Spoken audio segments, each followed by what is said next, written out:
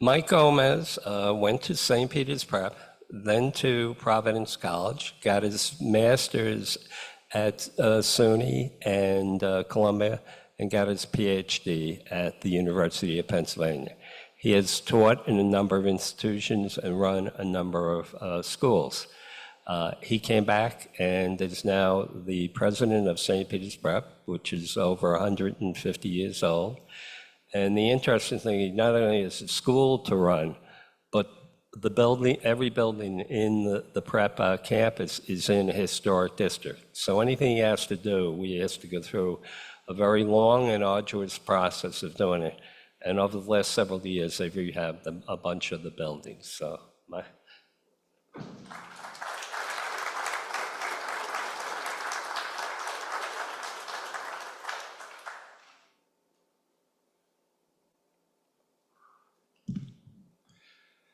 So a traveler came upon three men working. He asked the first man what he was doing, and the man said he was laying bricks. He asked the second man the same question, and he said, yeah, you know, I'm just putting up a wall. When he got to the third man and asked him what he was doing, he said, I am building the most beautiful cathedral in the world, and each brick matters. The story, while short, is powerful because it brings to life the important question of why. Why do we do the things we do? Now, at some point today, I will touch on a little bit of the who, what, when, where, and how of St. Peter's Prep. But in my heart, whether it was me as a student, as an English teacher or a baseball coach, a board member, or now as president, the most important question has always been the why. And quite frankly, at St. Peter's Prep, we need to scream that why from the rooftops of the universe. Now, I'm not sure I have a voice loud enough to do that, and I don't know if we can turn that amp all the way up to 11. What I do firmly believe is that every student, faculty member, administrator, staff member, maintenance team member, parent, alumni, and friends of Prep, they must know this why. Because I'm sure from your experience and your successes in your businesses, your institutions, and your teams, you know the importance of having everyone understand the why. So what's the why of St. Peter's Prep? Or as I put this question to our faculty and staff, what makes it that we don't get up to go to work in the morning, that we get up to go to Prep? Now, the why is our students, but we are not educating and forming the minds, hearts, souls, and characters of young men so they get into college or graduate from college or make a living. No, we are teaching them how to live and be men of value because they are men of values. Strong men, loving, humble, resilient, faith-filled men, men who are magnanimous, from the Latin word meaning great souls. Magnanimous men with big hearts, full of gratitude, leaving no room for fear, always betting on and striving for the great ideals. And men who also use their great hearts in little things, in daily things, in showing up and saying yes, happy to help. Men who greet you and look you in the eye and say, I'm happy to be with you. Young men who, after a long day of going to school at Prep, say, good night, Mom, thank you, and I love you.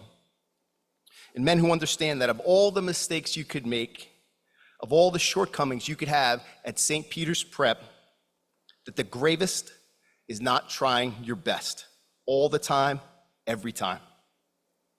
Men who can dream of building that great cathedral and simultaneously recognize the importance of each brick and each detail. Now, as we guide boys on this journey to becoming men, we look at each individual student as simultaneously a masterpiece and a work in progress. Someone who has so much to learn and so much growth ahead of him, but someone who is awesome, rare, and extraordinary. And we love that student. We love him, and we say that unashamedly.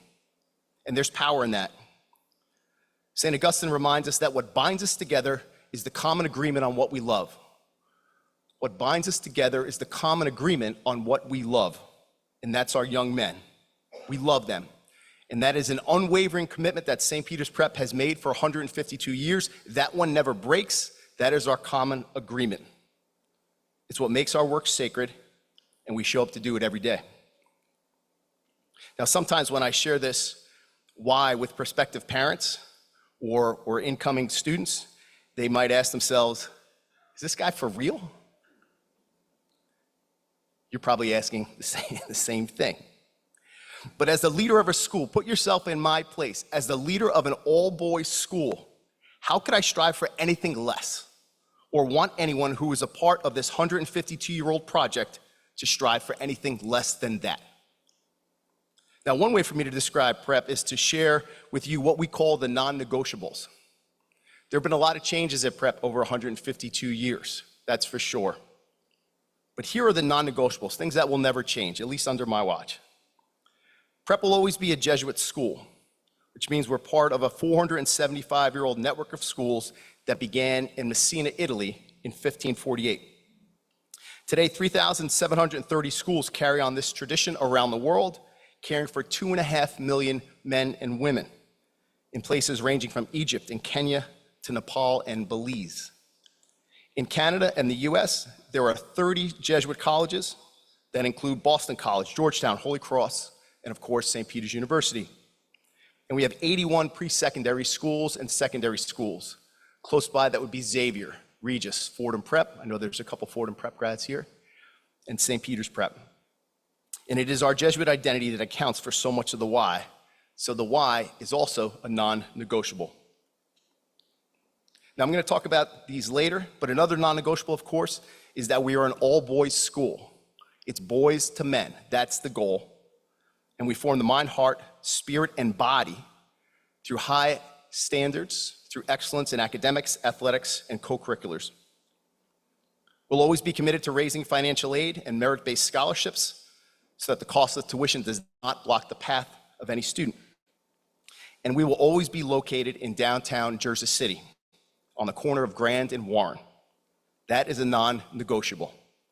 That location is so much more than just where we are, it's truly a part of who we are.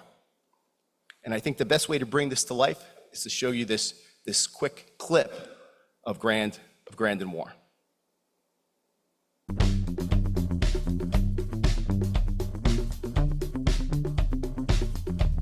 It's the starting point for lifelong journeys, the meeting point for alumni coming home.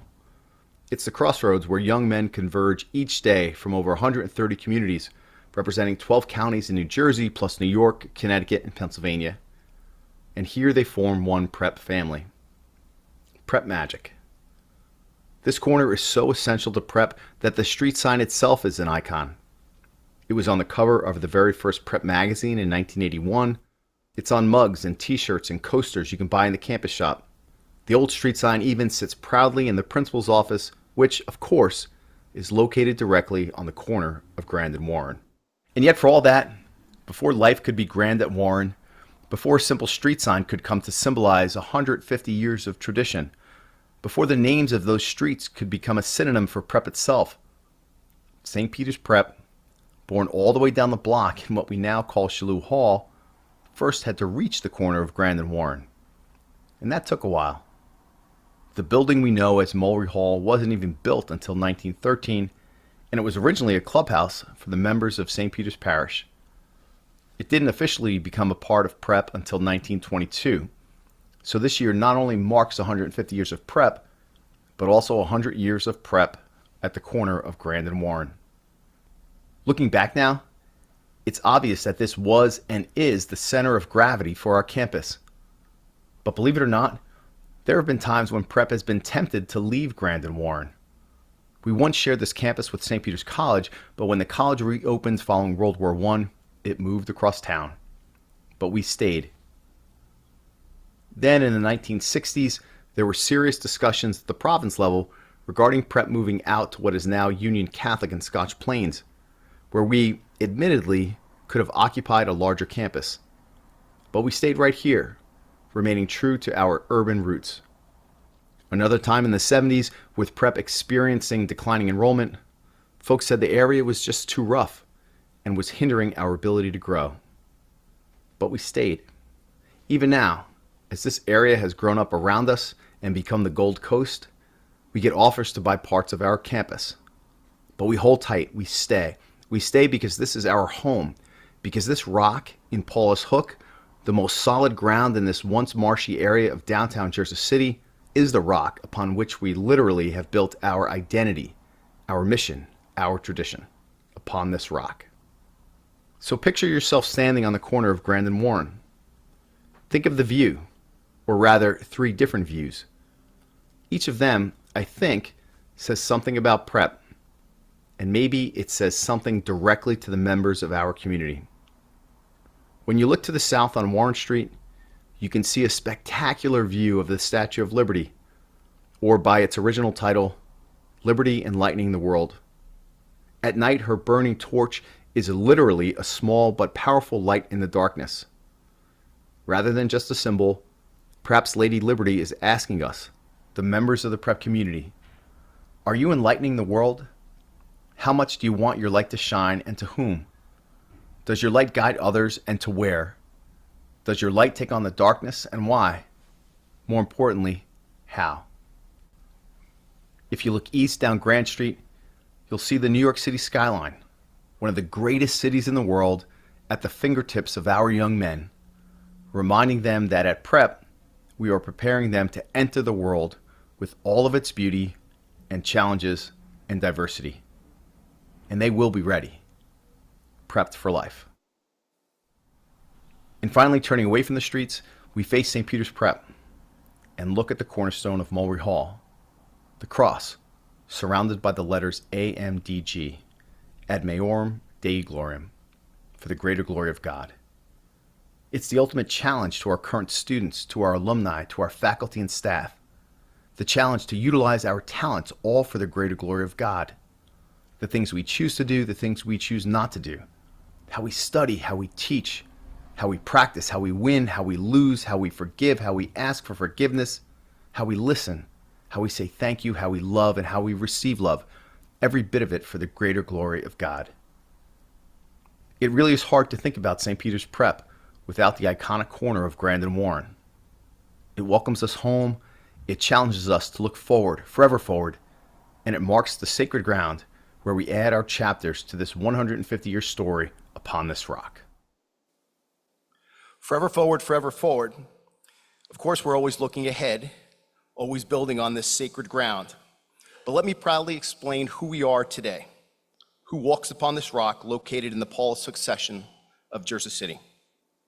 So this year's recruiting process has resulted in 224 students currently enrolled for the incoming class of 28. Of the 224 students, 140 students are receiving need-based aid or merit-based scholarship, with the total being of over $1.7 million for the freshman class. Now, I share this with great confidence and with great gratitude. Education and formation is firing on all cylinders at St. Peter's Prep.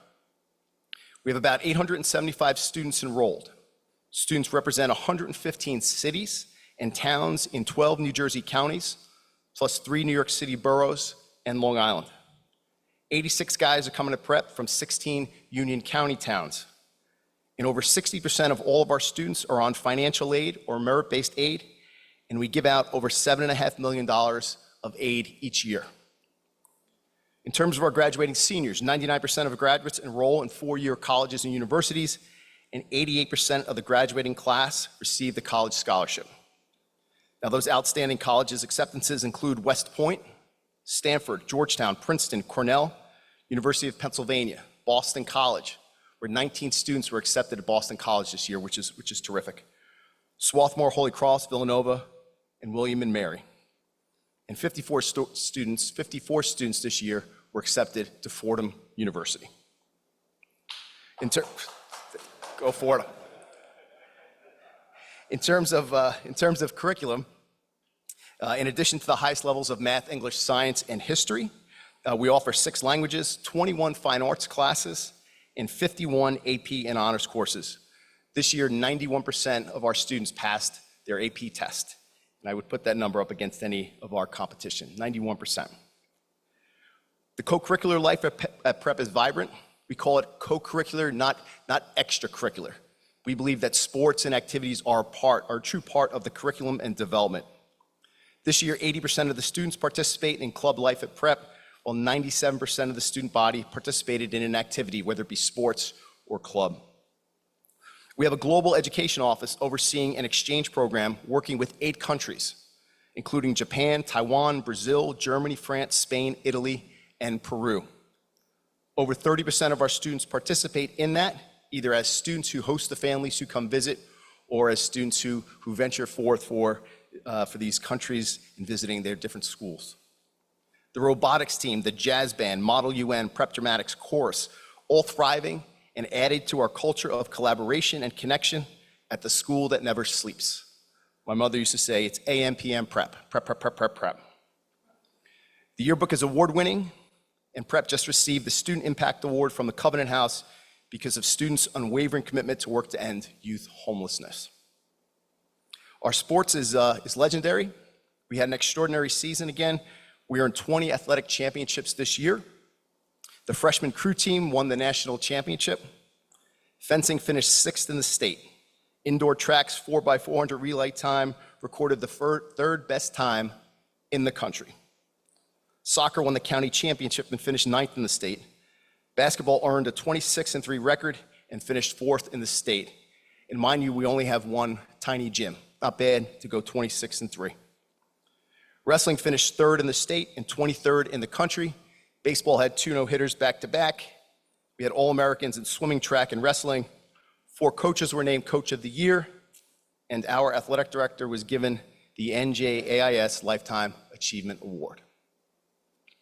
So how do we win? How does this all come alive? Why is there success in the classroom? The exceptional achievements of our students, both academically and athletically, that's not a coincidence.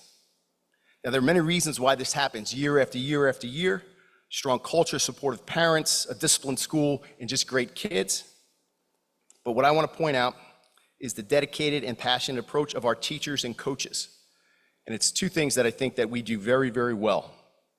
One is that each teacher and coach is expected to make an emotional investment into each young man. As I said, they're called to love them. They don't have to like all of them, but they're called to love them.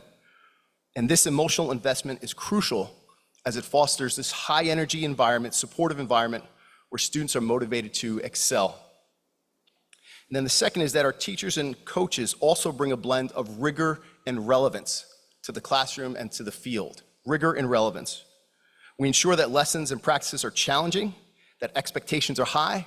There's nothing that's very easy about going to prep. It's hard work. And we believe that excellence is a habit developed through consistent striving to reach these high expectations. And that's what makes the hard work relevant. We tell students, you are building habits. You are building your leadership toolkit. And students are pushed to grasp the importance of their work and the broader impact it can have.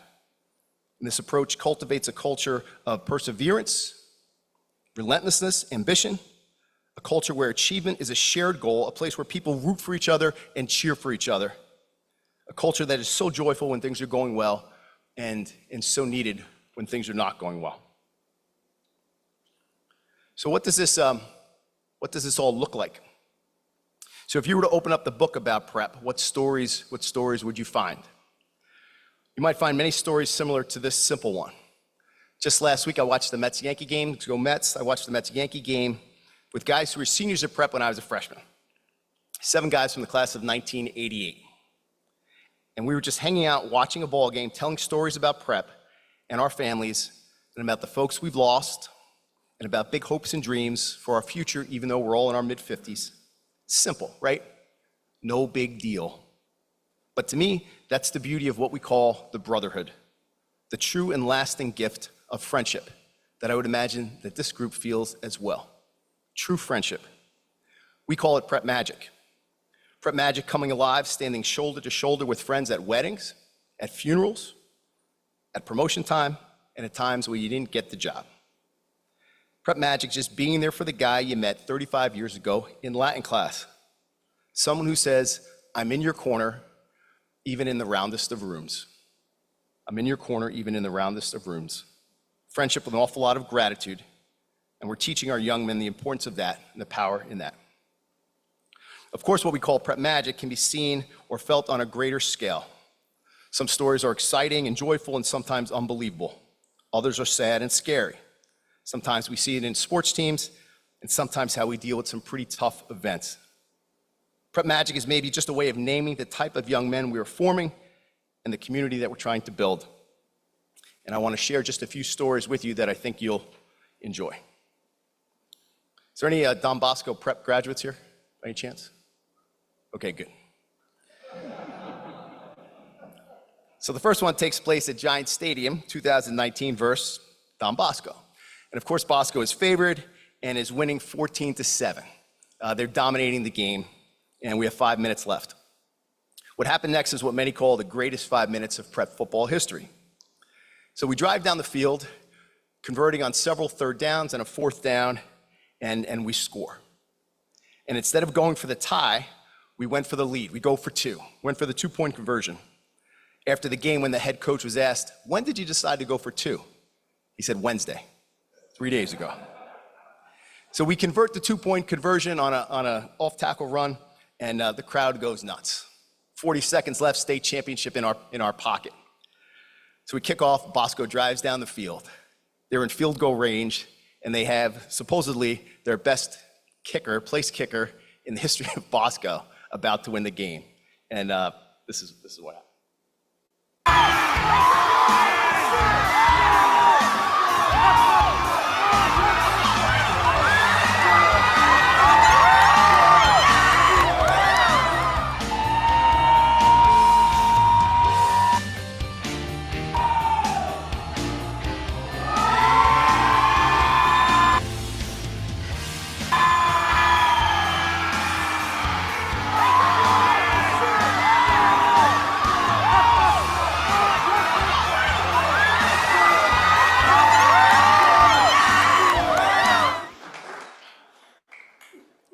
So it's interesting. That's the best video. Misses a second.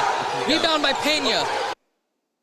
It's a video from a prep mom, because the official videos with the news cameras there, they all watched and thought that the football was going in. So all the cameras are at the field goal, at the net, at the goalposts, and they said the ball just disappeared. So prep magic. Okay, how about any Hudson Catholic graduates? Tremendous. So, big rivalry game against Hudson Catholic. We're down a lot to a little at halftime, and but somehow we come back, and we have the ball with about 10 seconds left, and we turn the ball over. So we foul with 5 seconds left. Hudson Catholic is on the foul line, up by 1. They miss their free throw, and this is what happens. With 3 to Rosa. Rosa. He got it! He got it! Richie Rosa! Oh, what a shot at the buzzer! He goes in the locker room. The crowd storms the court. Richie Rosa wins it. 76-74, your final. Richie Rosa, the unsung hero, delivers for the Marauders. A couple things about that. A week later, we're playing Bergen Catholic. No offense if there are any Bergen Catholic people here. And the same kid hits another last-second shot to win. We made ESPN's top 10 that day. And I'm glad that we're not going to play the clip again, because if you look bottom left, there's me getting like rumbled over by about 300 prep students. And we were told to tell the kids not to charge, but since I was a prep grad, I was the one leading the charge, and I got in trouble later, but I wrote myself up, I guess. So much joy just in sports, and I share that just to show, just to get a feel of this excitement and pride that we have at the high school. But here's a different story. So I was teaching at prep my 5th year. I was 27 years old, and it was September 11th, 2001. Now, the Jersey City skyline didn't really exist, so we had this beautiful view of Manhattan. And that morning, I heard our principal, Jack Brzezlowski, that person right there, class of 79, announced that the second tower was hit. So I go outside, and I'm standing on York Street and staring right into what used to be the skyline that was literally being broken right before my eyes. I remember being in the courtyard and looking up with students with so much fear, because you have these fighter jets and helicopters flying over prep, and we're wondering if if they were there to help or if this was a second attack. Students were asking a lot of questions, and for the first time as a teacher of prep, I had zero answers. Zero answers. I also remember moments where, looking back now, we saw and felt God's grace. Seeing a father covered in white ash, almost looking like a ghost, at the end of the day, hugging his son and saying, "I made it out." Hearing our principal at the end of the day, faculty meeting, when he called us together, he said, I'll never forget, he said, "I know it feels like the sky is falling around us, but remember, one small light will always overcome the darkness." Here's just a glimpse of how we handled that day. The video is filled with our former principal. This is Jack Brzezlowski, and then a teacher who would later become our principal, and then a student, Mike Duran, who is our communications director. That's anything but normal, with some sense of normalcy and regularity. We tried.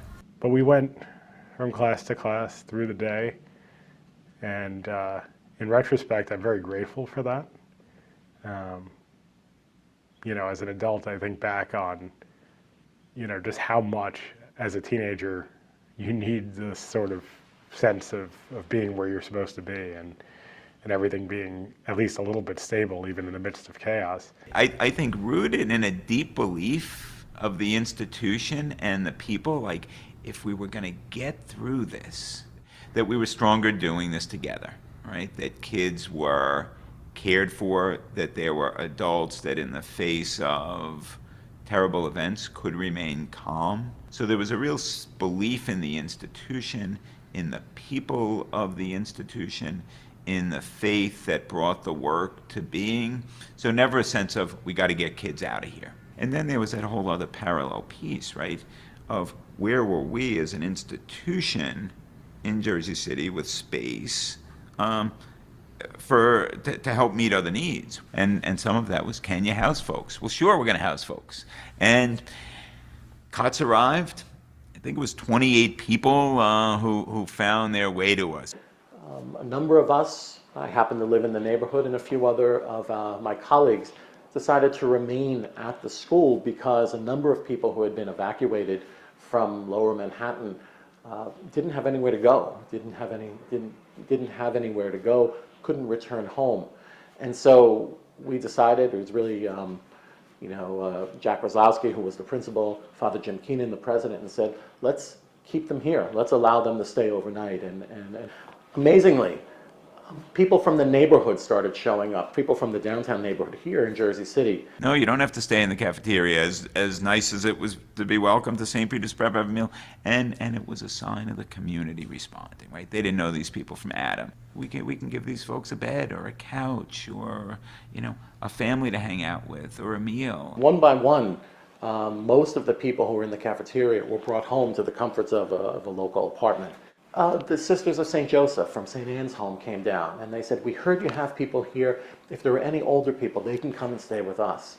I think for us as an institution, right, and it says something there, right, I don't think we've ever felt we had to do it all on any piece. We just got to do our part and do our part in our distinctive way, right, true to our mission, true to our charism, but then other people will do their parts.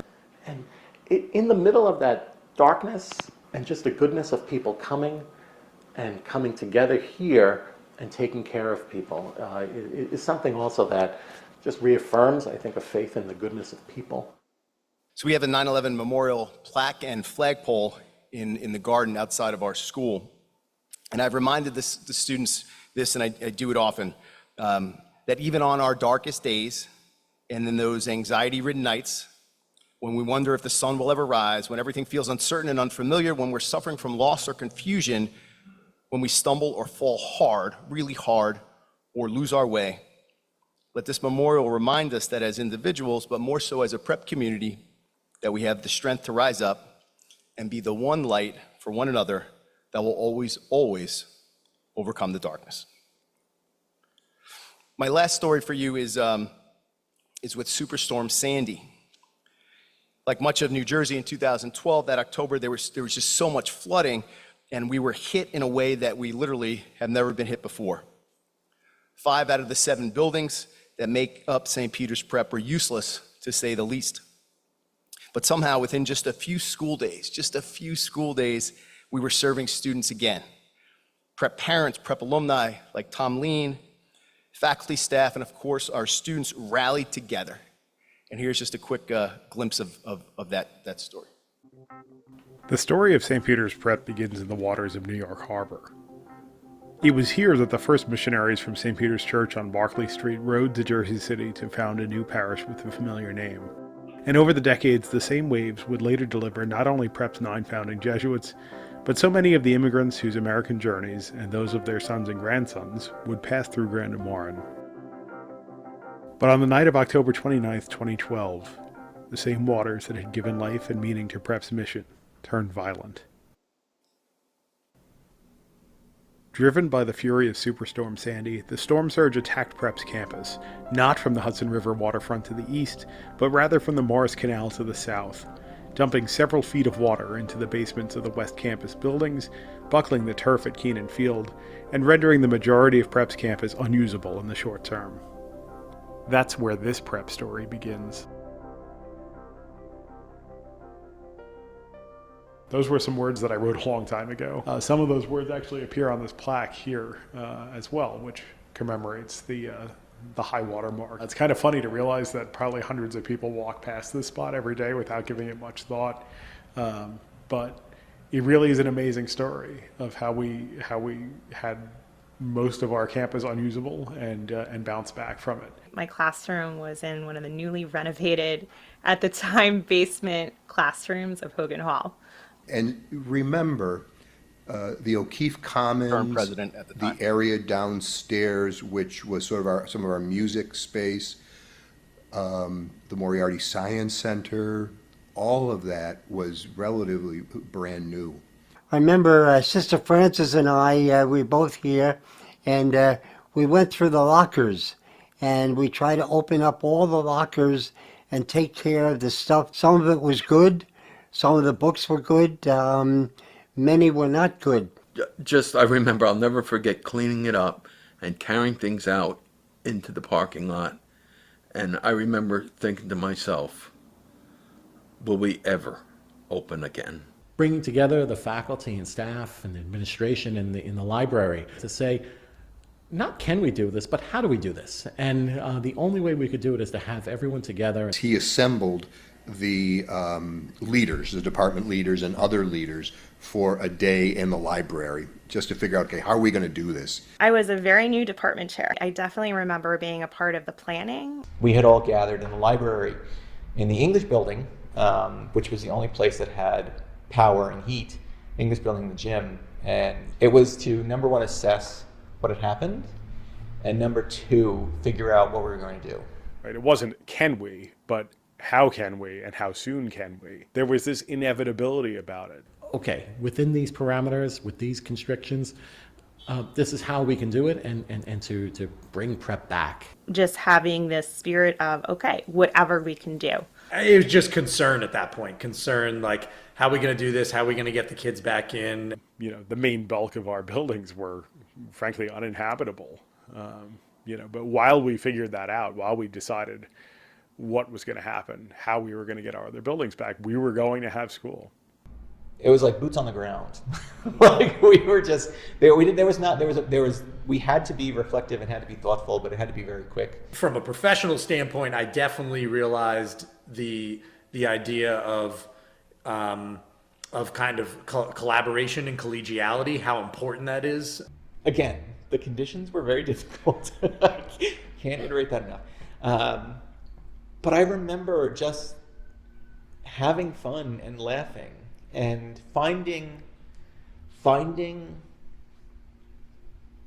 the joy in even the most difficult of circumstances. I know the school was damaged, but I can't, in my mind, picture the damage. All I can picture is everybody coming together and working to make sure that, even in this diminished capacity, school was still going on. People just accepted the situation and said, let's plow through this and let's pull up our socks and get to work and make things better and get back on our feet. It was almost seamless how we adapted to the new scenario, which I credit to the people at Prep. Everybody did what they had to do, and it was amazing. St. Peter's Prep emerged from Superstorm Sandy because of who St. Peter's Prep is on a daily basis. We didn't make up anything new. We didn't become something that we weren't. We were simply ourselves in our integrity. That's why we emerged from Superstorm Sandy. I'm convinced of that. You just don't wake up one morning and become something you're not. When tragedy hits, you are who you are, and that's what happened at Prep. So I share these stories just a way to bring the school to life, just a little bit to you, stories that you wouldn't or you can't really find on our website. We also memorialize an awful lot of things at Prep. We're proud of our history, and we want our current students to know from where we've come. So Willa Cather writes that where there is great love, there will always be miracles. And maybe that's the real thing behind Prep Magic. And while Prep Magic is alive and well, you know as professionals, successful professionals, that there are challenges all the time. And while we don't let perfection get in the way of progress, we certainly strive for it, come up short sometimes, but I'd like to share some challenges that we're going through. So one of the pressing challenges we face is integrating artificial intelligence into our classrooms effectively. As AI becomes an increasingly prominent tool in education, it's essential that we teach both students and teachers how to use it appropriately. This means ensuring that AI enhances learning rather than detracts from it, and that it is used ethically and responsibly. Another challenge is navigating the upcoming presidential election within our school community. We are committed to fostering a respectful environment, and we must ensure that the election does not lead to a divide amongst the students. And we think it's crucial to manage that process transparently, intentionally, so we're promoting unity and constructive dialogue while certainly allowing for diverse opinions to be heard and respected.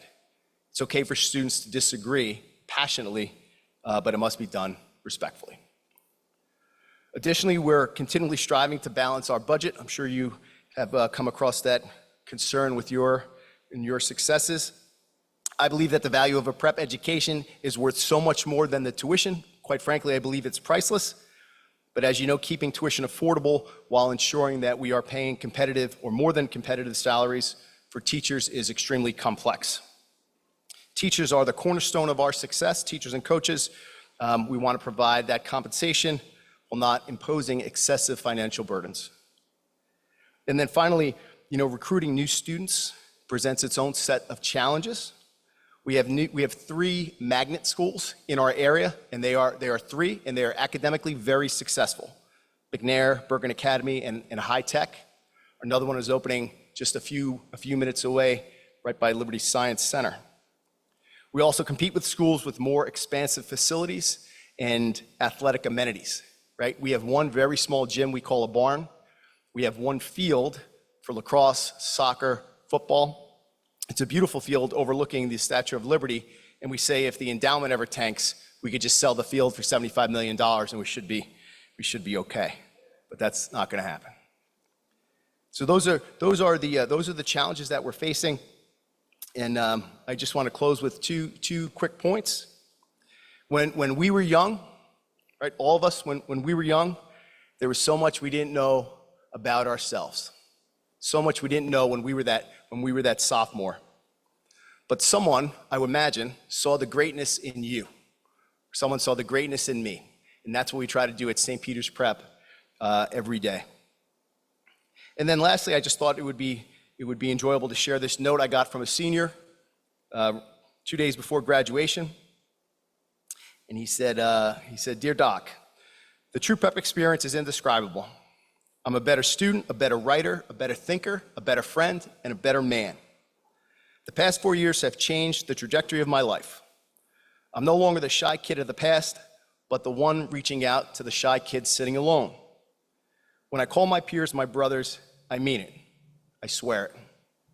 They've carried me at times and pushed me forward when I was about to give up. They cried with me on retreats. They laughed with me at our favorite fast food restaurants during lunch. They've been present then, now, and always. They truly are good company. So my friends, that is a little nutshell of St. Peter's Prep. Thanks so much for your time. Say thanks to Mr. Lean for inviting me to this great group, and thank you for your engagement. Thanks for your questions. It's truly great to be with you.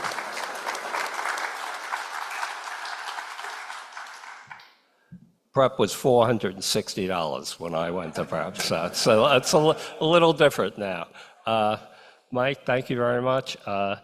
There's two ways we thank people. We give you a certificate of appreciation, which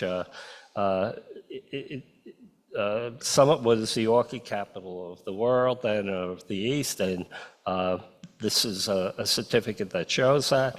And the second way is the Oh God, thank you, which is Oh God says.